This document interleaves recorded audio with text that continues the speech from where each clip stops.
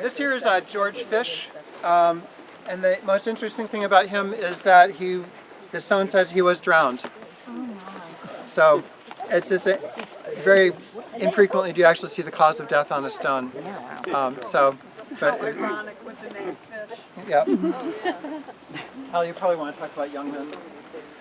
Well, this is the biggest stone in the cemetery, and when it was brought here, it was the biggest stone in any cemetery in the area. It was manufactured in Concord, and in order to get it here, they brought it up to the local train station, probably Potter Place, and a train then put it on a horse and wagon, but the wagon required 16 horses to get it up the hill, Potter Place, all the way up here. And how they got stacked it up in those days, I don't know. But they had some sort of arrangement to lift that off the wagon and stack it like they did. A beautiful stone, and this red granite never seems to collect the lichens. Stones that are polished are naturally lichen-free, but then when they're red, it's entirely. It doesn't get dirty like you see some dirt on the granite on the bottom.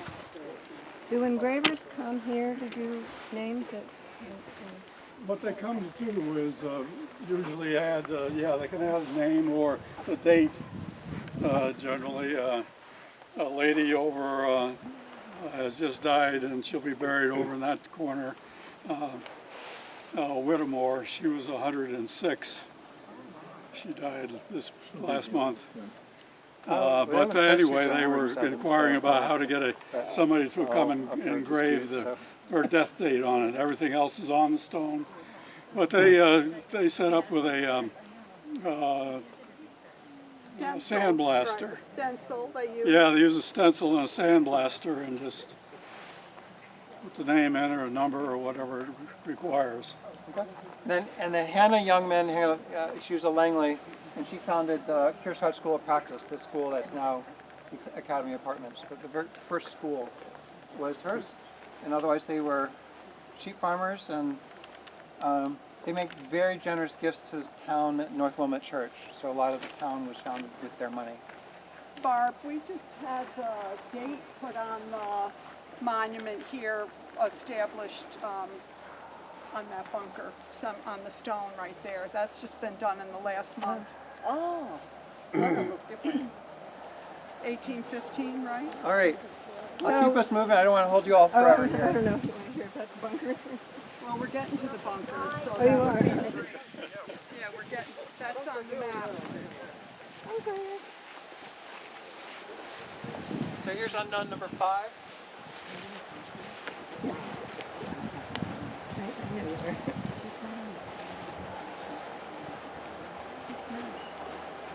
And then we have unknown number 10 and 8, 7 are all here.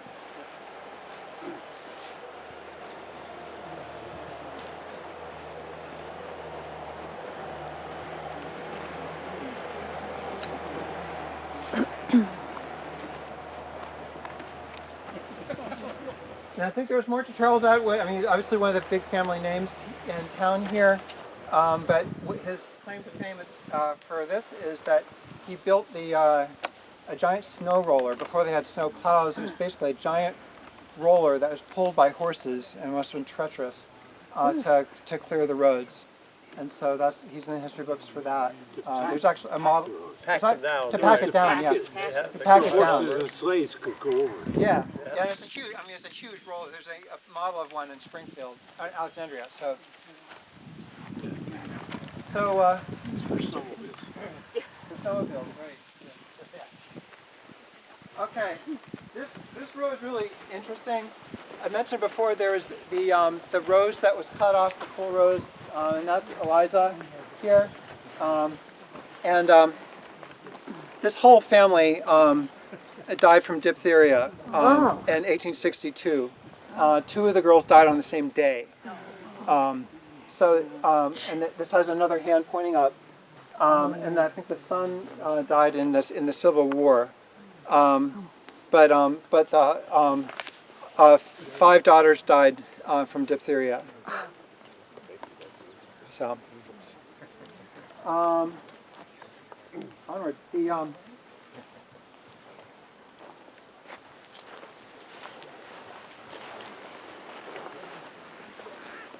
So,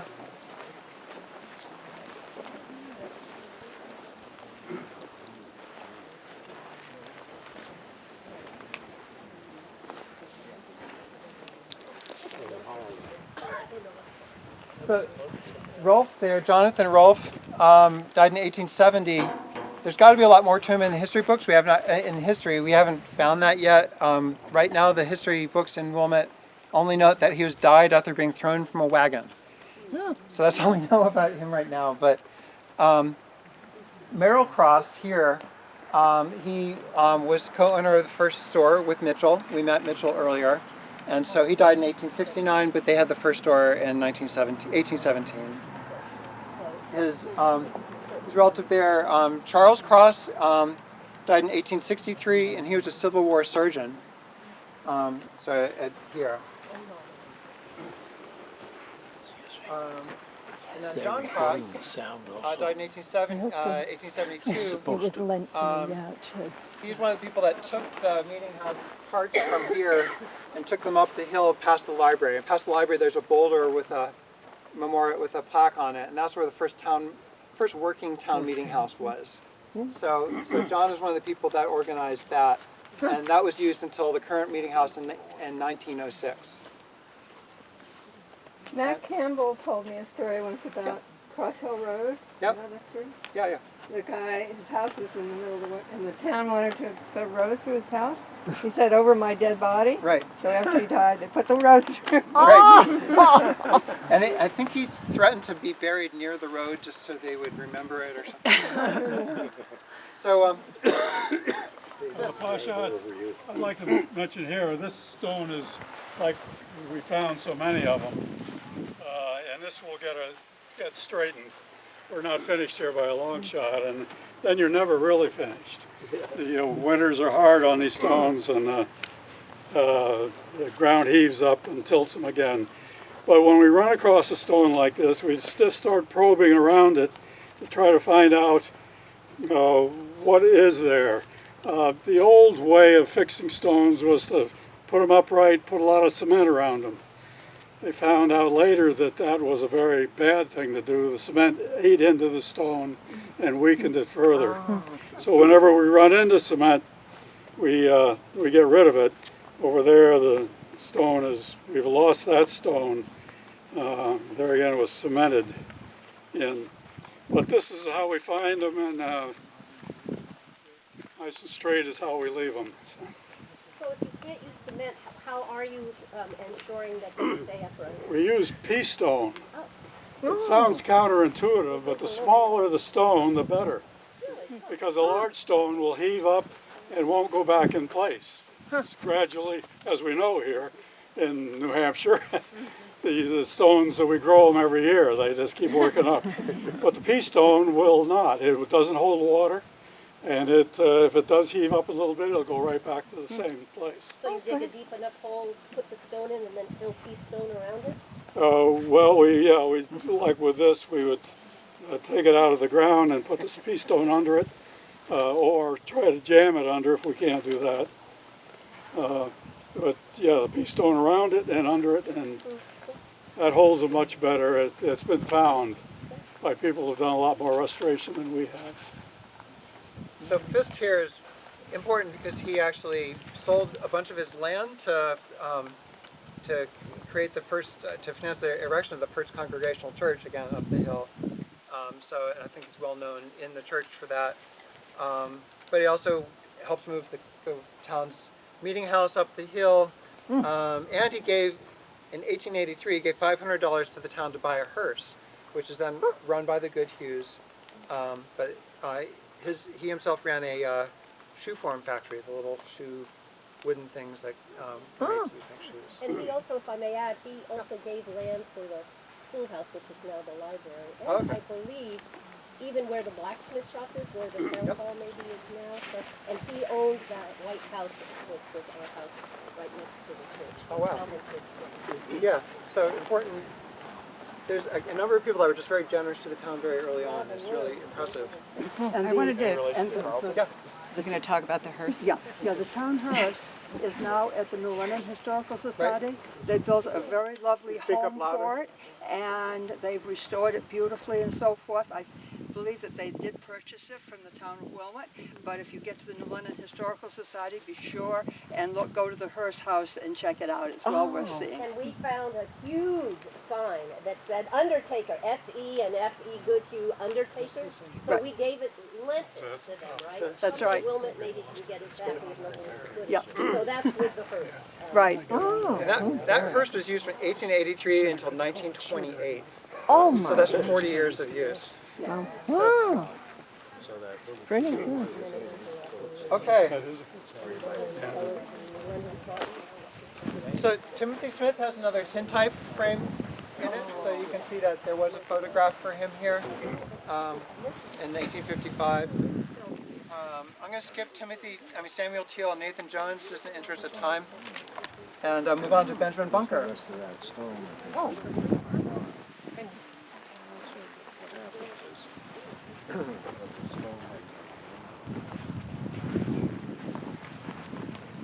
So this is his hill. This was his property. The cemetery was built on this land. So, so in a sense, Benjamin died in 1875, and that's where he comes from. And I think there was a Bunker descendant here, or yeah.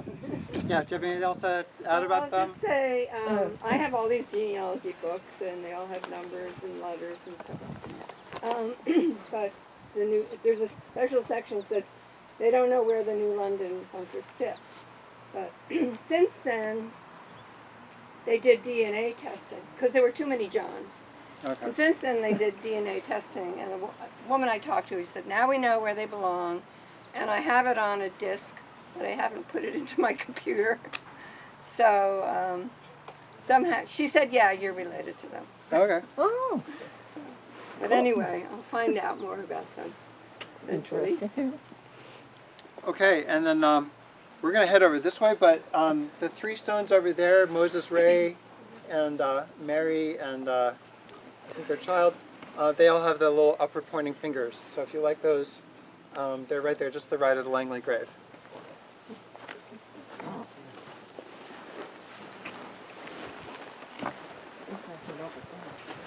We're going to actually get down.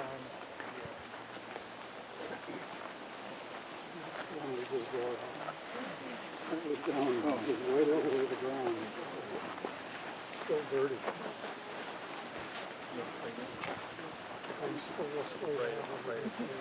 So unknown 4 is right there.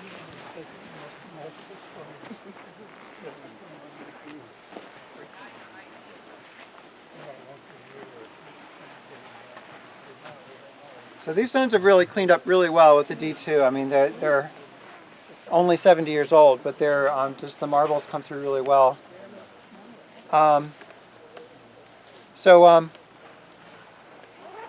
this whole family has these really nice crosses and crowns. They have the crowns on there, and we think that they're related to the first librarian in Wilmot, Harriet Woodward. She's in Iowa, but she was the daughter of John Woodward, who's right in here. So, but that's what we have for the Woodwards. But the first librarian, I think it's related to the librarian. And next we're going to go over to Mino. Do you want to talk about him or?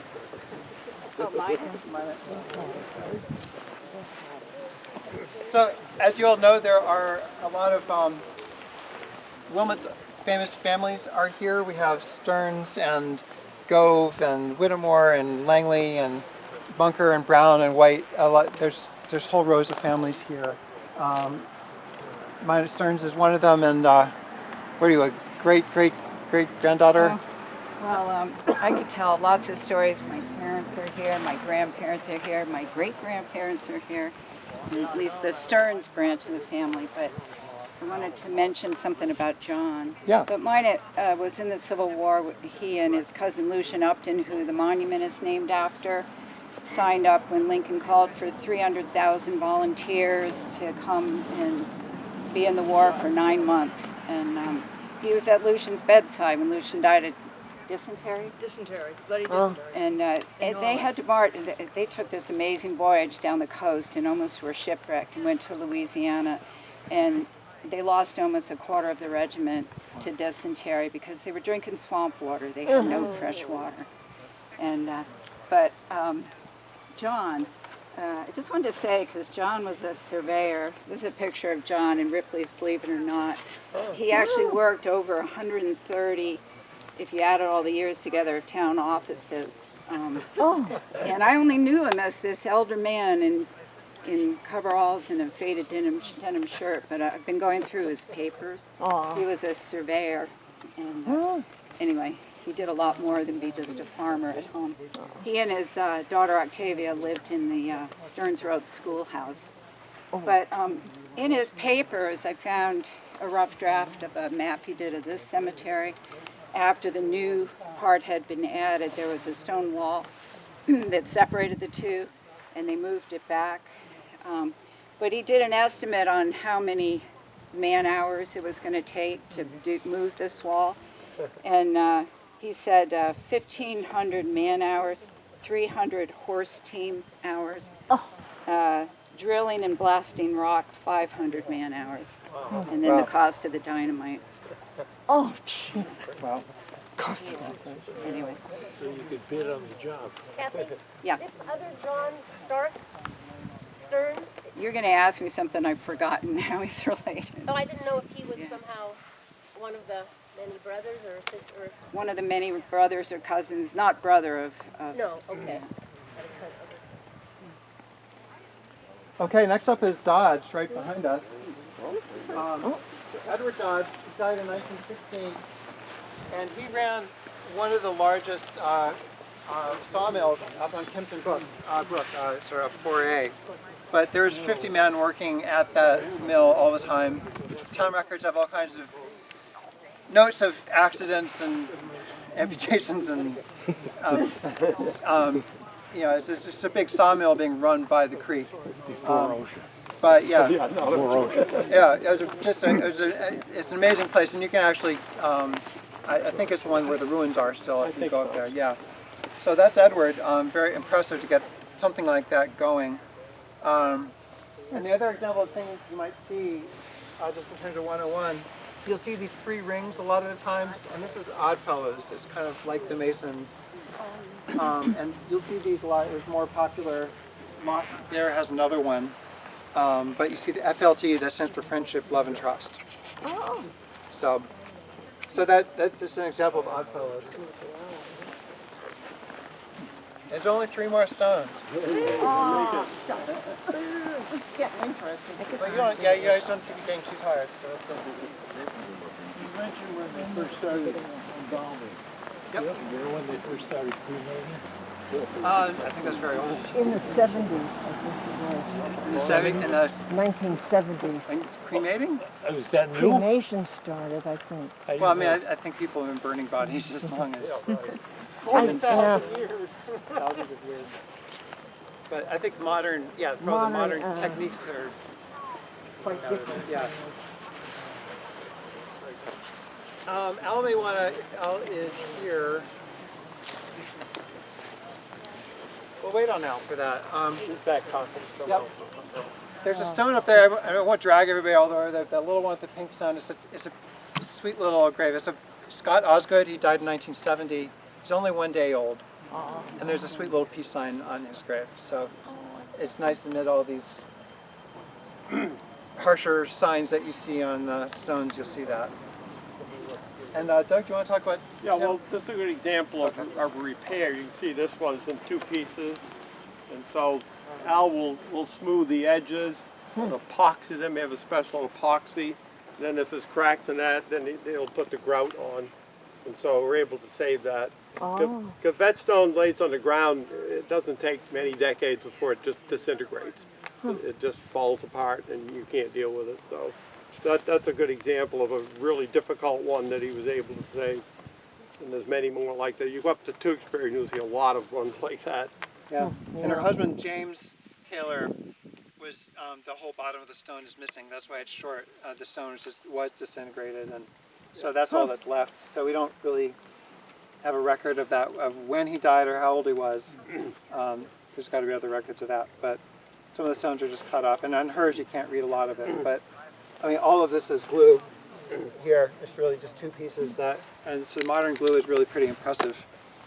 Do you want to mention briefly about your mapping project, just so they have a sense when they Oh, comes we did a online? GPS project to map every single stone, and so we have exact coordinates of everything here, even the cornerstones and everything. So, Gee, we'll be putting that into GIS and into paper maps, and so there's a whole thing with that. We're going to demo that.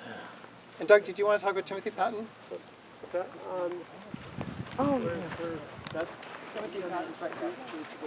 Timothy Patton, that's, We have some patents here. I believe Timothy was like 4th or 5th grade. He was riding his bicycle and he got hit by a car and was killed, which is very tragic. And so the beach is named after him. That's how the Timothy Patton Beach is named in his honor. So he's just a young guy and was tragically killed. I thought it was the town truck that hit him. Well, I don't know that.